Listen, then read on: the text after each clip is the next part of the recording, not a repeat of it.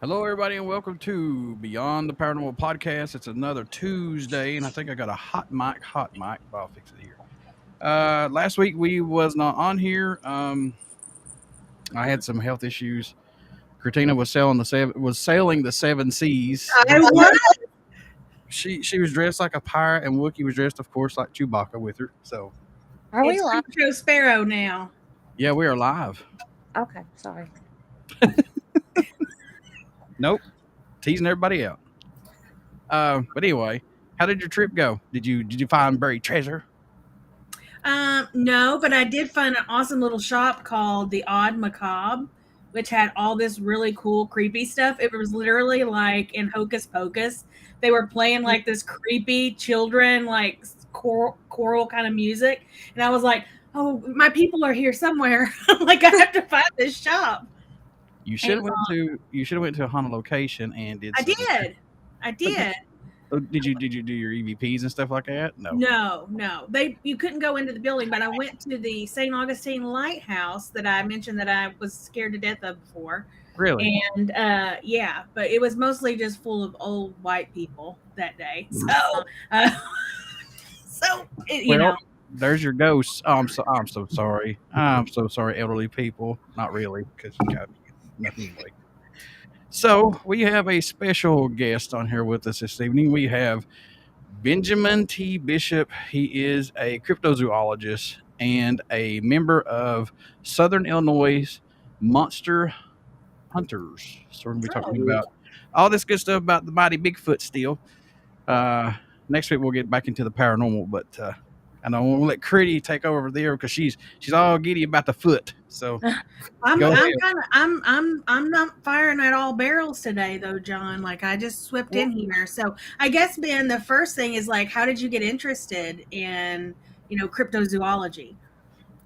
Pretty much like, growing up, I always kind of believed that there was other things out there, and it wasn't really until I had my first encounter that I really decided that it was something that I should pursue.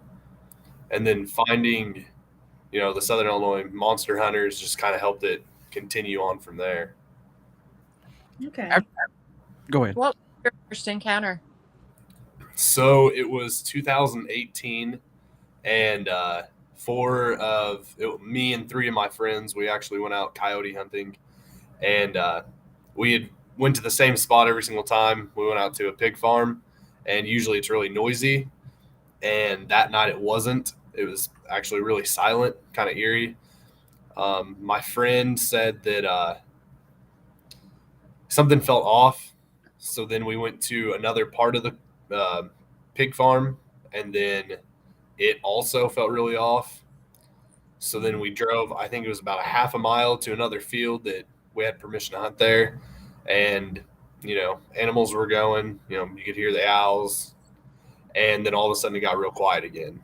And we left from there, went to our friend's house, stayed there probably 30 minutes, walked around the property.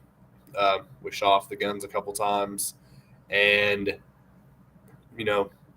there was no noise, no owls, no crickets. Maybe it was just real quiet.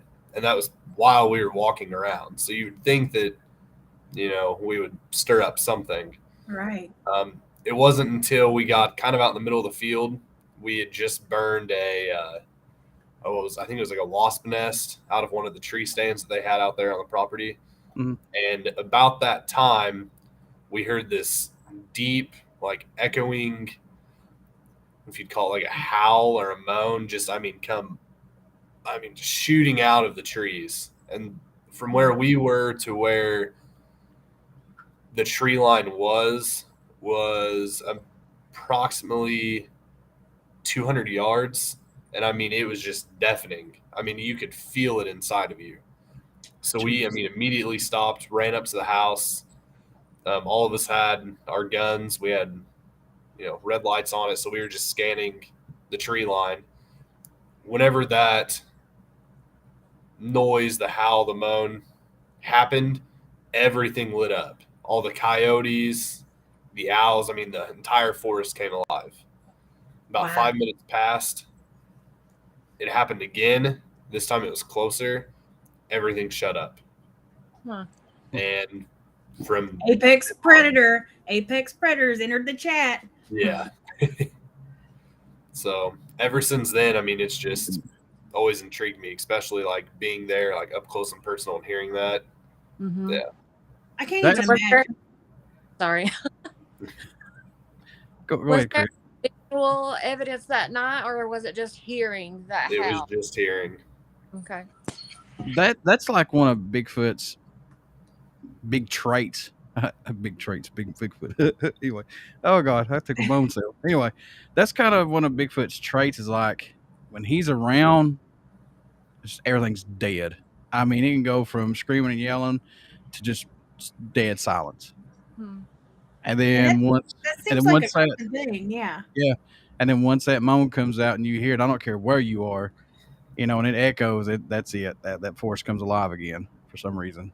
It's just stuff I've seen researching on, watching documentaries and reading on it. I mean, I'd love to hear it. I'd love to experience it, but like I said, I don't know. I want to, but I don't want to because I know my limitations. When I get out in the hills, it's like I'm not getting out of here, man. So come on, I'll fight you. I'll tickle you. That scared me to death, let alone trying to find Bigfoot. Yeah. Well, then, and talking with Zach and Daniel too in the last couple, episodes that we've had, like the common denominator does seem to be, John, like you were saying, that things get quiet, which we know is synonymous with having like an apex predator or something big hanging around. It looks like the chat's blowing up over there too. So I see Zach is actually in the chat. Yeah. So Stacy. And Stacy, yes. So like I can't imagine because if you grow up in the forest area, like in the woods, like it's always something's chattering, something's singing, something's going on. So when things get quiet, it's like like stuff's about to get real. So when that happened on that pig farm, Yeah. when it's all quiet and all eerie, what was going through your mind? Like shit's about to get real. Just keep on. I didn't think anything of it. Like I knew something was off because we had been out there I don't know how many times. And there's piglets running around. The mama pigs are squealing and stuff. I mean, it's always loud out there. So I just figured, something was really off that night. You almost wondered if they had moved them from that location to another. But whenever we actually looked inside of their where they sleep, they were all in there. And they were awake. I mean, they weren't sleeping. It was like 8 o'clock at night when we started out. Then when we moved spots, it was the same way. So, it just my other buddy knew something was off. I was just kind of like, well, maybe they're sleeping until we did see it. And then I'm like, oh. And then that's when we moved. We weren't at that first spot 10 minutes. So let's get some folks. If you have any questions for Ben or for RhiAnna or Critty or myself, put them in the chat room. And we'll answer them. So, Critina, go away. You. Oh God. Well, go ahead. Ben is actually pretty popular. It looks like over here. He's got some major support from some folks that have been on here. Like we said, Zach. He's like Benny boy. Stacy says great to see you all. Zach then goes on to say team leader of the Southern Illinois Monster Hunters reporting in. Zach was a great interview too. Like he was a hoot to talk to. Yeah.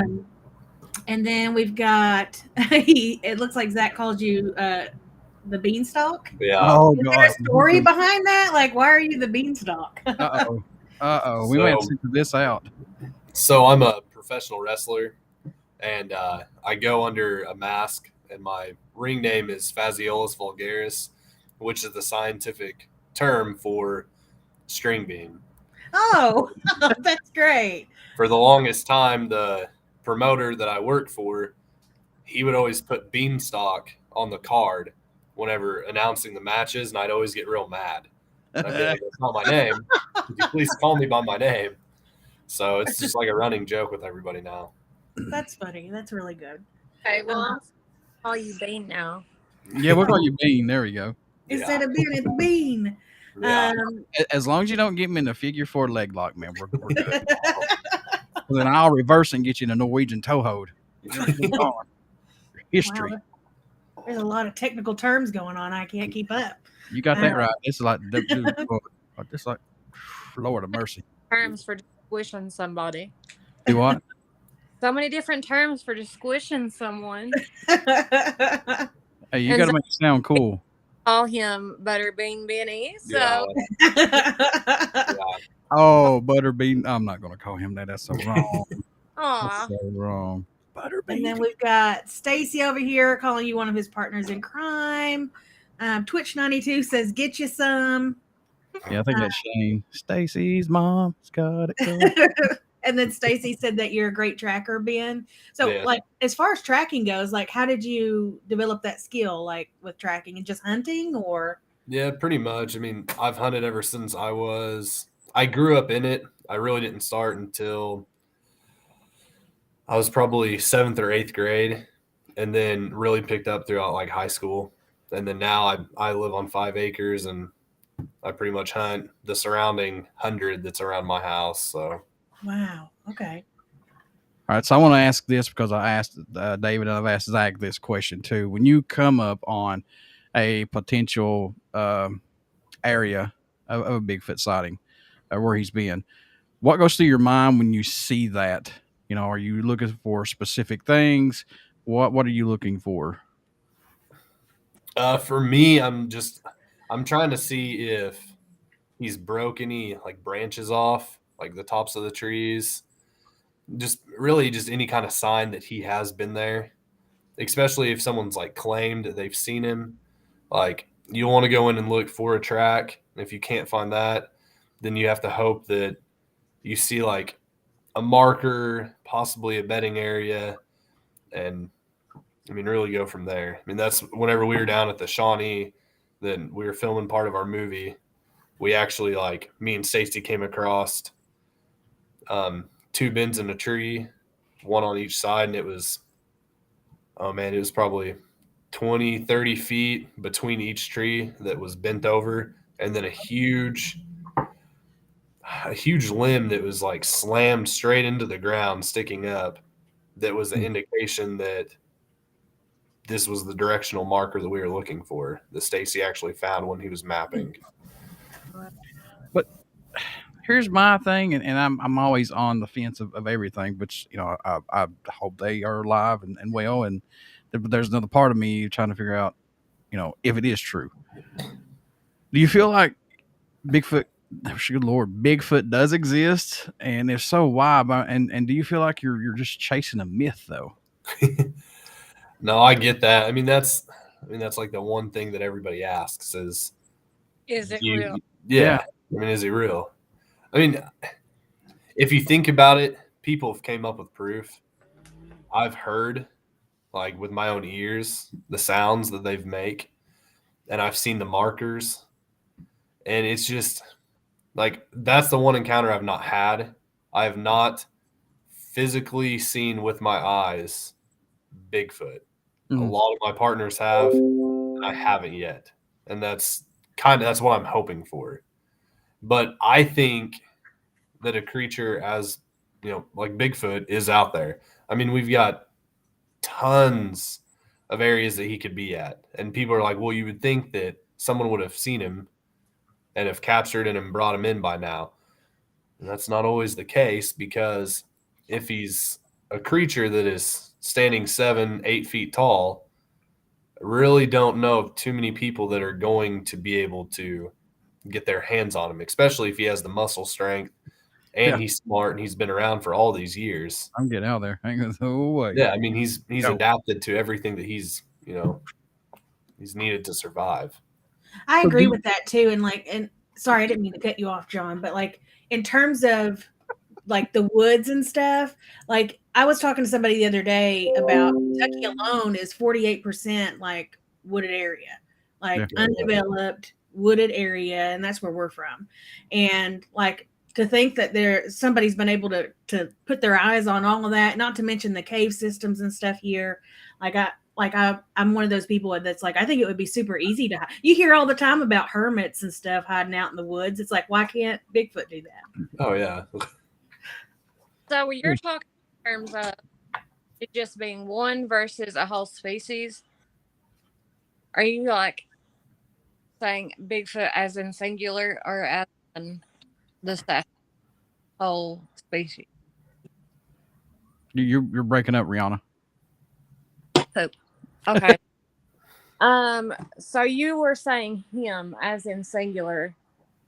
So on your terms, are you thinking that you're tracking just one singular being versus the Bigfoot as species? Ben, did you hear? Oh, I thought she was asking you. No, not me. It's Oh, you, okay. not me. I'm going to run. I think they're all out there. One, a full species. I mean, I think it's multiple of them. I mean, we've had 3 of them on the map at one point at one night, and that's what Stacy's in there in the chat part of it, asking him like, tell the story about what happened that night, and it was 3 of them on a map. I believe one was a male, 2 female, or it could be 2 female, 1 male. Did I say that? I may have got that mixed up. I don't know. But We know there was 3. That's all. yeah, there was 3 on the map. Zach and I actually went to find a marker on a property right next to where we were also going to investigate. Whenever we got over there to the marker, we ended up finding the bedding area, and then Stacy actually messaged us and was like, you guys need to be careful because they're actually on the move towards you guys. And about that time, I could hear footsteps and running in the woods, maybe 30 to 40 yards behind us.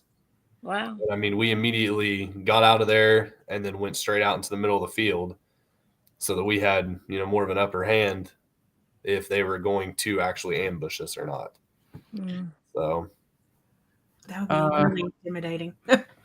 RhiAnna, you want to take the questions or do the ones in the chat room? I think it was like he was saying. Stacy was asking to tell that story that he just said, and then we got Joe Chury saying, "Hey Ben, hey all." Zach Starrick, hello Joe. Have him tell you about the shelter we found in Franklin County in May 2021 from Zach. I think that's the one. If it's the shelter, that'd be the bedding area that I just kind of mentioned. Oh. We went over to a friend of mine's house that we've actually had a lot of encounters at, and after we found the marking, we actually located the bedding area as well, and that's whenever Zach and I walked into it, and I'm trying to think. I could stand up in it very easily. I'm 6'4". Oh gosh. And the way the trees was, it was like a fallen down tree, and then everything was like brushed up against it, and there was kind of a back entrance to it to where you could actually, get into it.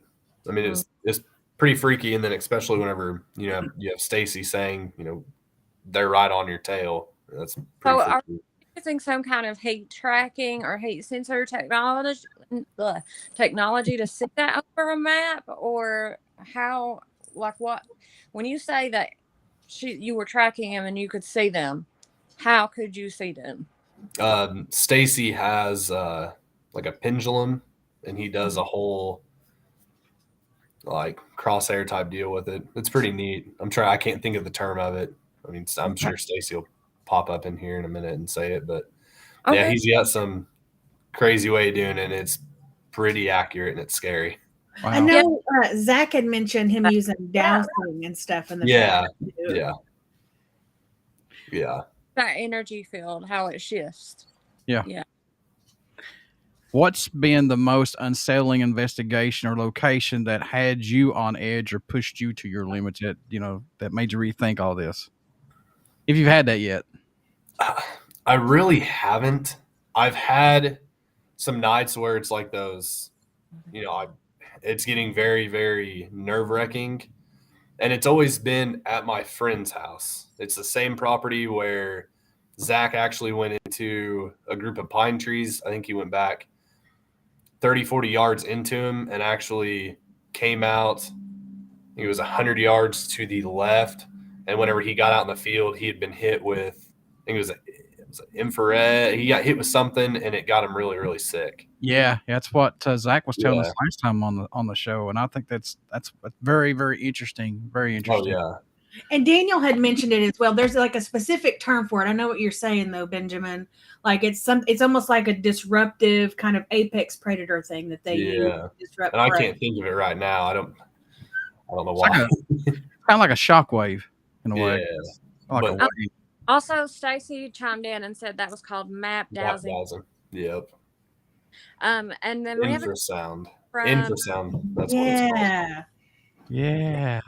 From Joe Curry for being intimidating, being interviewed for a documentary, or tracking the unknown. Yeah, there you go. It's probably being interviewed. Probably. Yeah, I'd have to say that one. Tracking's kind of easier than being interviewed, I'd say. We're the ones who have to come with all these questions, man. It's because it just goes hand in hand. It's like all the right questions. I think they're talking specifically about the documentary you guys are working on, though, right? Like, yeah. And what was that called again, Benjamin? Like, what was the name of the documentary you guys filmed? Hunt for Sasquatch. Okay. Shawnee is where we were at. Gotcha. Okay. Is it still in production or is it? It's getting close to being done. Yeah. Nice. So. I'm looking forward to it because it's been mentioned a couple times. Yeah. I don't think anybody's actually asked this or even gave us a. I don't know. I'm just going to ask anyway. I don't care. So with this documentary that's coming out, how many reports have been in that area for Sasquatch? Quite a few. I mean, over the years, that whole entire area is just pretty much just filtering with sightings. It's bluffs and rolling hills.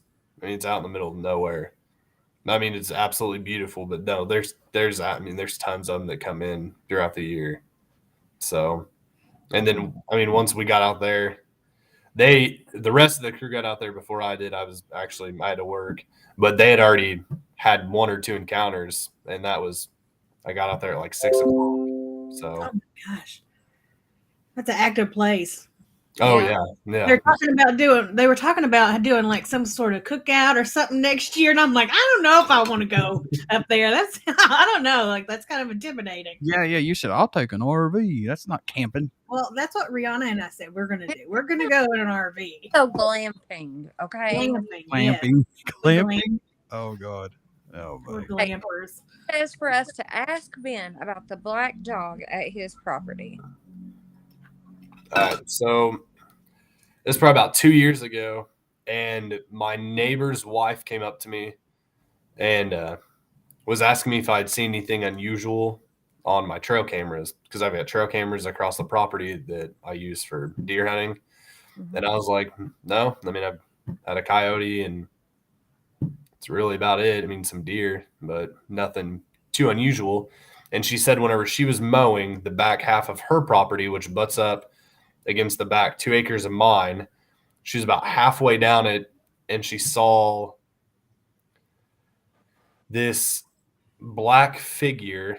She said it was like hunched down and kind of had like a white stripe across its like chest, and it was just kind of sitting there looking at her, but she could tell that it was hunched down. It's probably about 3.5 to 4 feet tall to where its head was, and it was just staring. And she said she saw it, looked at it, and then turned completely back around on the zero turn, went up to her house, and that was it. So, yeah, could that have been a coyote possibly, or was it no or dog man?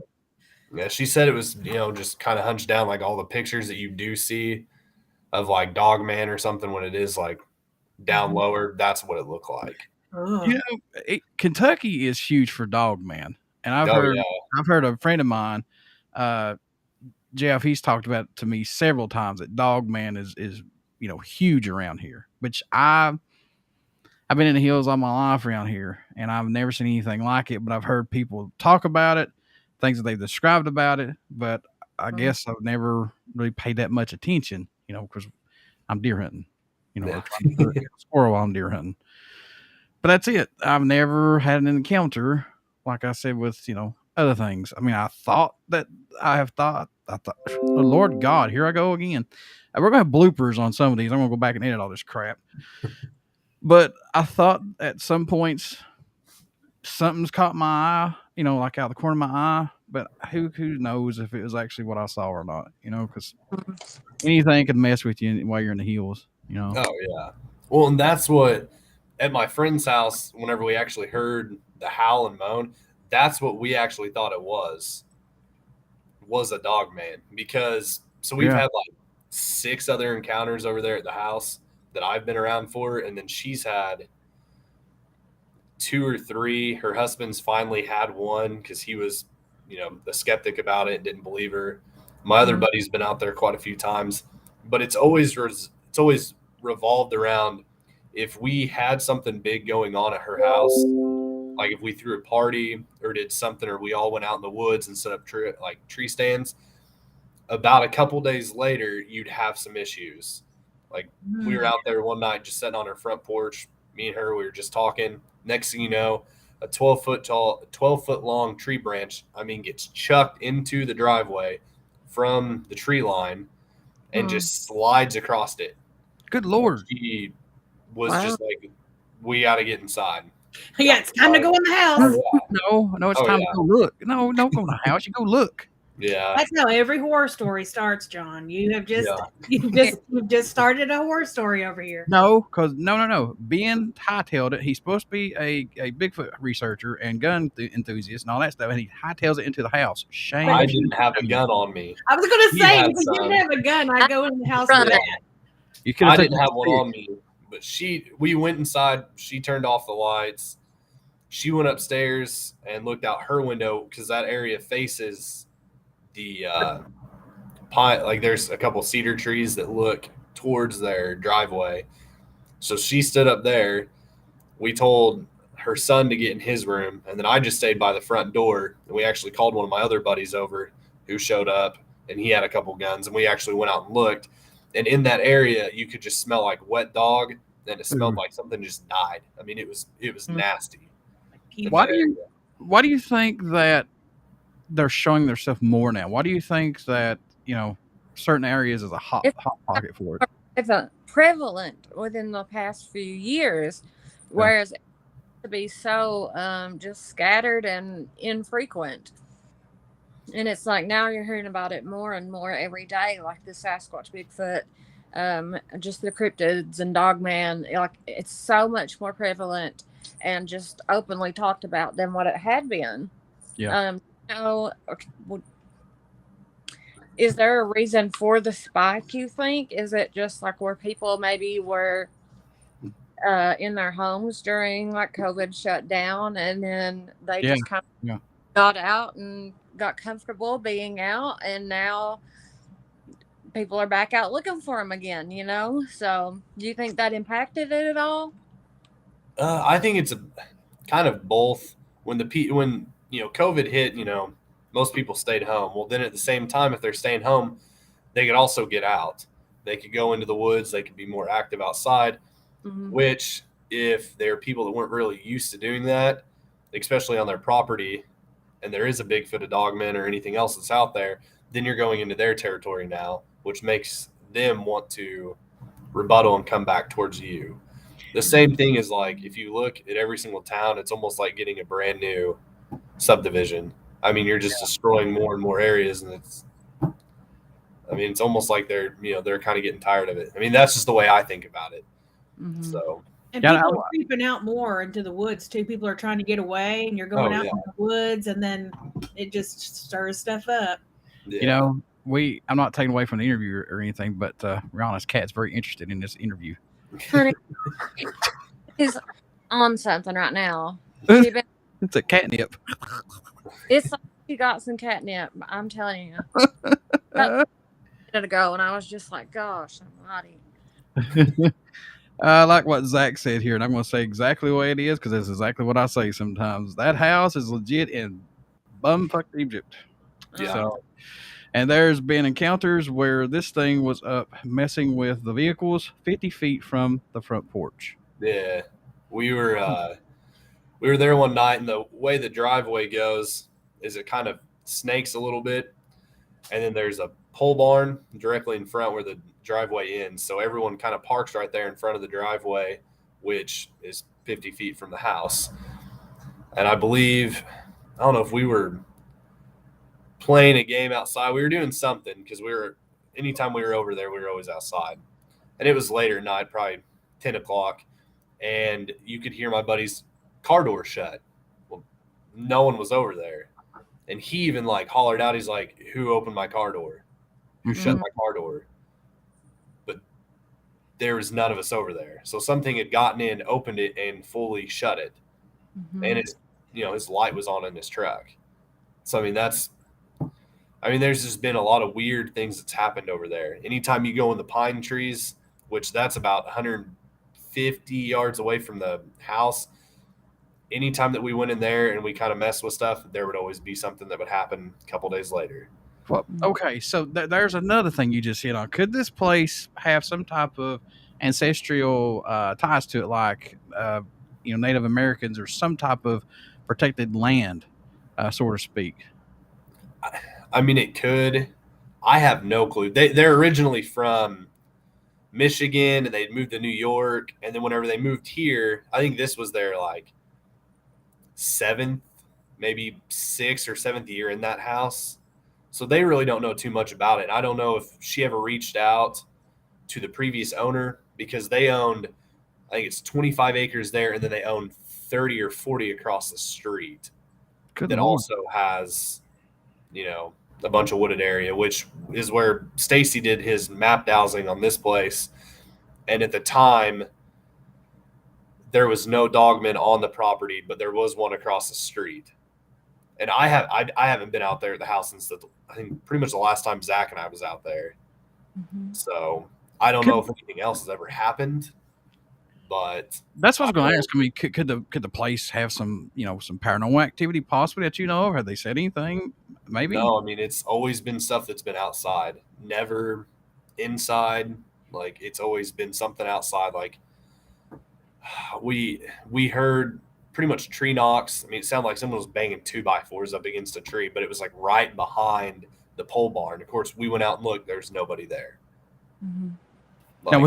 Now was this on like Bigfoot's own doing it without you guys doing anything whatsoever? You could hear. Yeah, but we were just sitting out there one night. It kind of sounds like they're like testing you. Yeah. To see, hey, come on out here. Yeah, it's like, come on up here. It's like they're trying to draw you away from it for some reason. Yeah, it's the whole place, like Zach says in the chat, her dogs would act very territorial.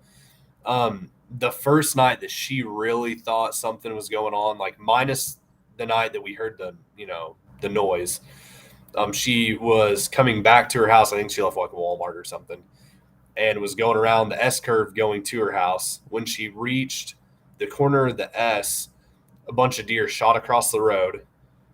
And it was like dead sprint. Like usually, deer will kind of stop. Sometimes they won't, but usually they'll stop.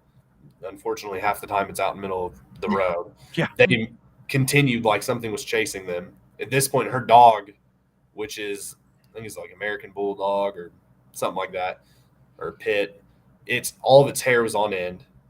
When she pulls in the driveway, her dog is in her lap, growling, gets out, and is pretty much in that defense position that you see whenever they police train like a German Shepherd and it's under your legs. That's pretty much how the dog was, which has never been that way. This dog's usually like extremely calm and friendly, but was just growling. When she got up to her door, then she heard that same moanish, howlish growl that we heard that first night come echoing out of the pines, hit the pole barn and echoed back at her, and she just dropped where she was. Eventually got up, opened the door, got inside, and then called me and my buddy, which we were on a job site, and we ended up leaving a little bit early and then drove 2 hours from St. Louis back to the house. Good Lord. And we went to the pines, and there's heel prints in the pine needles every, it was like 5 feet, boom, boom, boom, with a cadence of something walking back and forth. Now that's in pine needles. Mm-hmm. I mean, it's kind of hard to get a footprint in pine needles, and they're gotta be heavy. Yeah. I mean, And it's thick. That makes me think, and again, we've talked about this with Zach and David. It's territorial. Who? What? Daniel.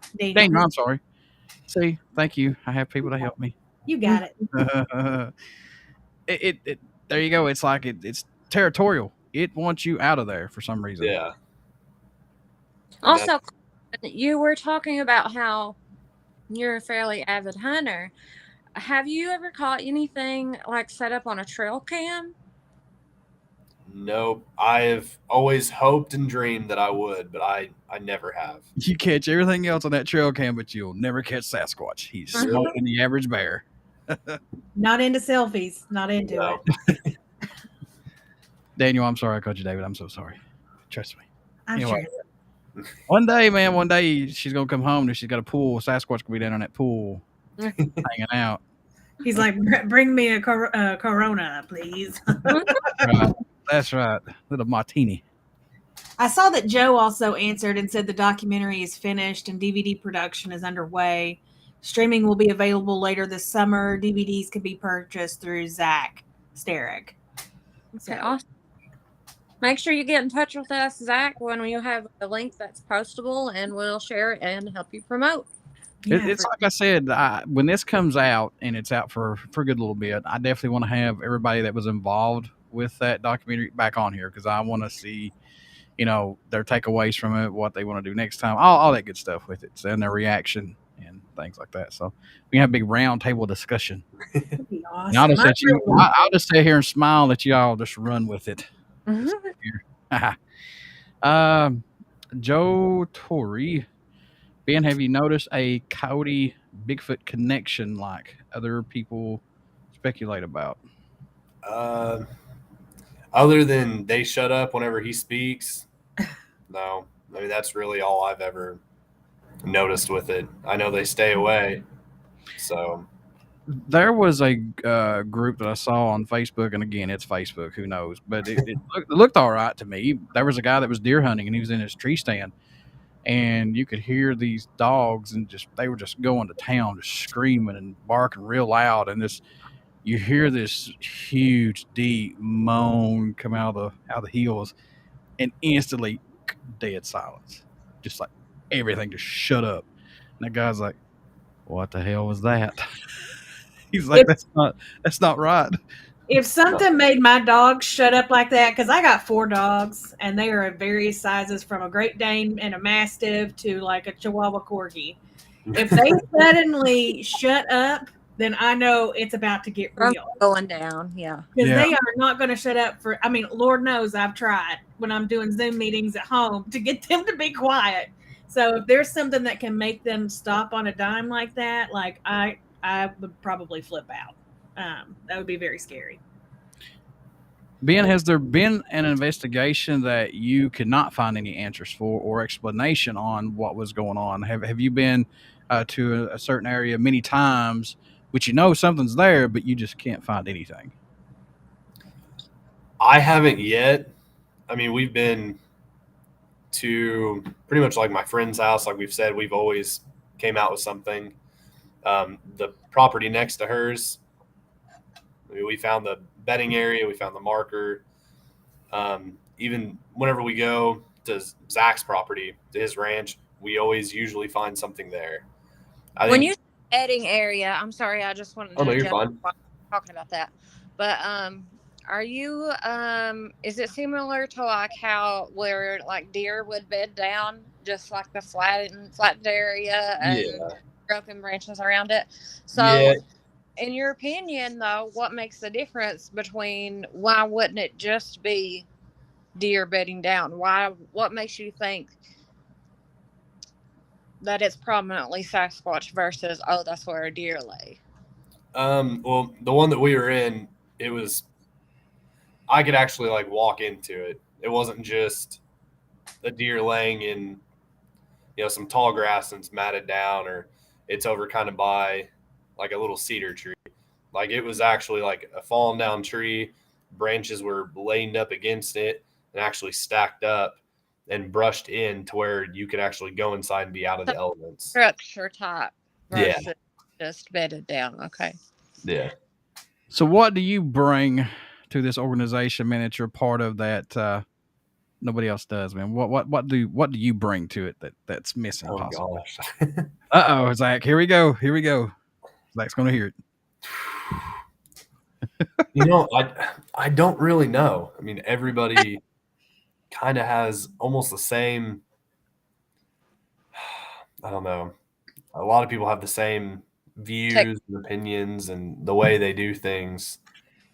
I mean, well, something that they referenced in the chat was that you're kind of like the calm in the storm. I believe I saw that exact phrase. So like maybe that's one of the things you bring, like you're the chill dude. Like, yeah, I don't really. I guess I really don't like freak out and stuff like that. I'm just kind of, I'm there. Yeah, Stacy said Ben is our calm. So yeah. Okay, so I'm going to ask this $1 million question. If you saw a Sasquatch standing across the ravine or whatever, and you knew for a fact that was it, would you be calm? Or would you be like, I think I'm going to walk over to it? I don't know if I'd walk. I don't know, because I feel like I'd want to get the best picture possible or video, because the ones that are out there half the time, I mean, it's just you can't tell. Right. And if you can, then that's whenever you start getting people like, no. But like, I want that clearest picture, that shot. Like I want to just, even if I didn't have my phone, which I should, I want to be able to see it with my own eyes. Like, this is what I think it is. And yeah, I'd probably start walking towards. And if not, I'd just stay there. So back to in reference about that bedding question, Zach jumped in on the comments and said the bedding area was a deadfall tree with brush stacked up along both sides like an A-frame style. So again, like more of a structure type, like bedding in the area. Yeah. And then also, Zach says in comments, Ben is our third in command, our head tracker, field researcher, and our resident vegetable. Yeah. Veggie Tales. Ben is everything under the sun for the group. I guess so. All right, folks, we're going to end this a little early because we have some other things that we got to talk about for us on here on the podcast. So, if anybody has any reports to tell or whatever to get a hold of you guys to help out, how can they do that? Find us on Facebook. We've got the Southern Illinois Monster Hunters page on there. You can just get a hold of us or me directly, or even Zach. So, or Stacy. I mean, really any of us. So, just look us up on Facebook. Like I said, we're going to have all of you on here. Like I said, as soon as this comes out for a little bit, we are definitely going to get you guys on here. And just like I said, hunt for the Shawnee Sasquatch. Yep. That's it, and, right? And Zach, everybody send us the links because we'll post it. We'll do it. We'll talk about it on here on every podcast that we do every Tuesday when it comes out, but before it comes out. Mm-hmm. So that way we can get this out more to people. And we'll definitely have you guys back. I want to thank each and every single person who tuned in tonight to watch Beyond the Paranormal podcast, everybody who jumped in the chat room, and our special guest, Benjamin T. Bishop. Here. Oh, thank you guys for having me. Yeah, it was a lot of fun. Butterbean. No, I'm sorry. No, I'm joking. I joke. Also, folks, get out and subscribe to our YouTube page. It just takes 2 seconds. Beyond the Paranormal Podcast. And also tell everybody about Beyond the Paranormal Podcast. Go to Facebook and subscribe and like. Help us out, folks. We have a good time on here. So thank you. Give us some love. Give us some love. We need lovins. Yeah. Thank you, Ben, for being on here. Thanks, guys. See you all later. See you next Tuesday when Steve Hummel from Paranormal Quest will be on here. So we're back to the spooky Nice. stuff. Wah! Thank you so much, Ben. See y'all Thank later. Thank you guys.